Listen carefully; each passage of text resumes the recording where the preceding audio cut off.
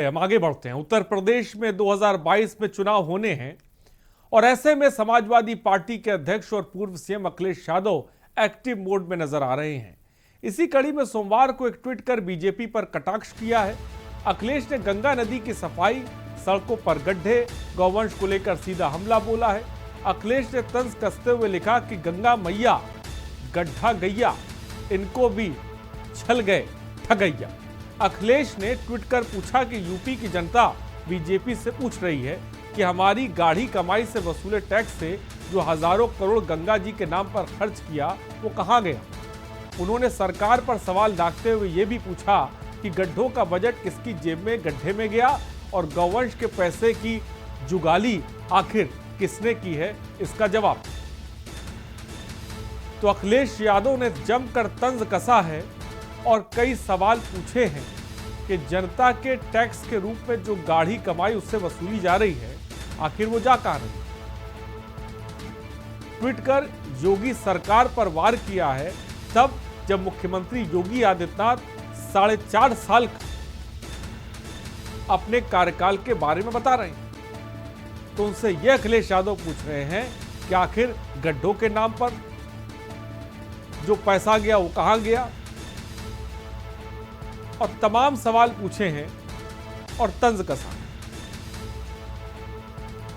चंद्रमणि शुक्ला हमारे संवाददाता लखनऊ से इस खबर पर अधिक जानकारी के साथ जुड़ रहे हैं। चंद्रमणि, अखिलेश यादव ने योगी सरकार पर जमकर निशाना साधा है, ट्वीट किया है, क्या जानकारी है इस बीच आपके पास चंद्रमणि?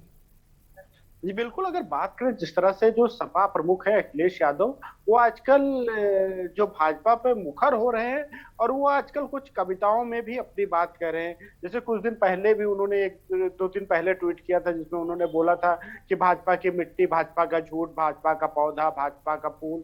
तो अब जो है वो एक कविता के तौर पर भी वो कहना चाहते हैं। निश्चित तौर से ये कविता की तरफ से इस तरह से बयानबाजी करके वो ये चाहते हैं कि आम जनता तक पहुंचे, कि आम जनता भी पहचाने कि क्या मुद्दे हैं। हालांकि उन्होंने उसके साथ में कुछ तस्वीरें भी ट्वीट की जिसमें साफ तौर से वो सड़क पर गड्ढे दिख रहे थे, सड़क पर गाय दिख रही थी। तो निश्चित तौर से देखिए, भाजपा की जो अगर वोट बैंक की बात करें या भाजपा जो चुनाव जीत कर आती है उसमें गाय और ये तमाम मुद्दे जो होते हैं वो अहम होते हैं। तो सपा भी जानती है कि इसी पर चुनाव होना है और वो उसी को लेकर मुद्दा बनाने का लगातार प्रयास कर रही है।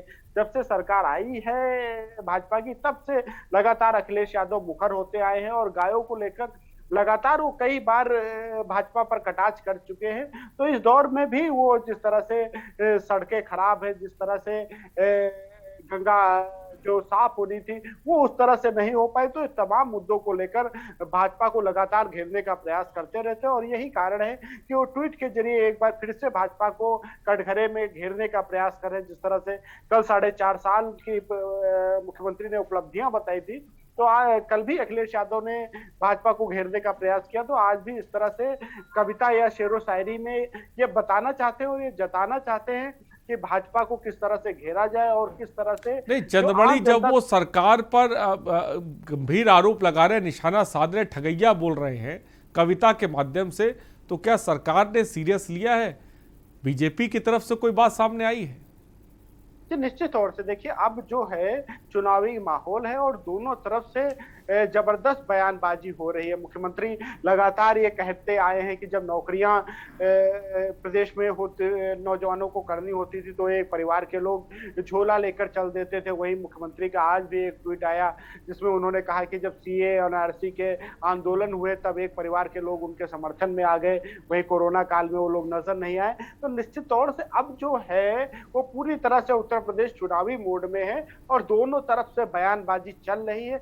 अब ये देखना होगा कि जनता को कौन लुभा पाता है। क्या सपा जो सरकार की बेशक जनता को कौन लुभा पाता है, ये बड़ी बात होगी और ये देखने वाली भी बात होगी। फिलहाल जबरदस्त तरीके से कविताबाजी चल रही है और एक दूसरे पर निशाना साधा जा रहा है। अखिलेश यादव ने यूपी सरकार पर कविता के माध्यम से तंज कस दिया। गंगा मैया गड्ढा गैया, इनको भी छल गए ठगैया।